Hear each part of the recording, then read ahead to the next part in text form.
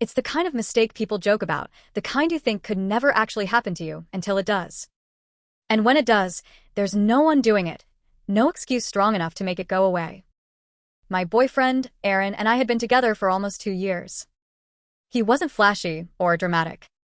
He was steady, funny in a quiet way, the kind of guy who remembered the exact way I took my coffee and would pick up medicine when I sneezed once. I wasn't perfect, but with him, I felt like I didn't need to be. Until one night, I threw everything away. It started with a girls' night. My best friend Leah had just gotten promoted, and she wanted to celebrate. We hit the bars, one after another, and I kept drinking even after I knew I was past my limit. Aaron wasn't there. He'd been invited but said he had work in the morning, and I told him to stay home. At first, the shots and dancing just felt like harmless fun, but by midnight I was stumbling, laughing too loudly, and clinging to strangers' arms for balance. That's when I saw him. He was standing near the bar, tall, dark hair, scruffy jawline. In the blur of alcohol, I swear, he looked just like Aaron. Same height, same broad shoulders, even the same tired kind of smile. My brain latched onto it instantly. Like seeing my boyfriend in the middle of all that noise and chaos was a sign. I walked up to him without thinking, said something stupid like, "You look familiar," and before I knew it, I was leaning in, kissing him like I belonged there. He kissed me back. And from there, everything spiraled. We left together, found a cab, and I remember flashes. His apartment, the smell of cheap cologne, the way my stomach rolled, but I kept laughing. When I woke up the next morning, the hangover was brutal. But the real pain hit when I rolled over and saw his face in the daylight. He didn't look like Aaron anymore. He just looked like some random guy I'd chosen because I was drunk and careless. Panic surged through me. I grabbed my clothes, muttered some excuse, and bolted. On the ride home, I kept telling myself I'd never mention it. It was one night, a mistake.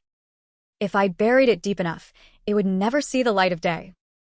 But guilt has a way of seeping through no matter how hard you try to lock it up. When Aaron texted that morning, "Hope you had fun last night," my stomach dropped. I replied, "Yeah, just tired." He sent back a heart emoji and I wanted to cry. For a few days, I managed to act normal.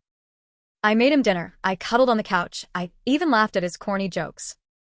But every time he touched me, I remembered the other man's hands. Every time Aaron kissed me, I thought of how I had kissed someone else and ruined something pure. The truth came out faster than I expected. Leah, my so-called best friend, pulled me aside 3 days later. "What the hell were you thinking?" she hissed. Apparently, she had seen me leave the bar with him.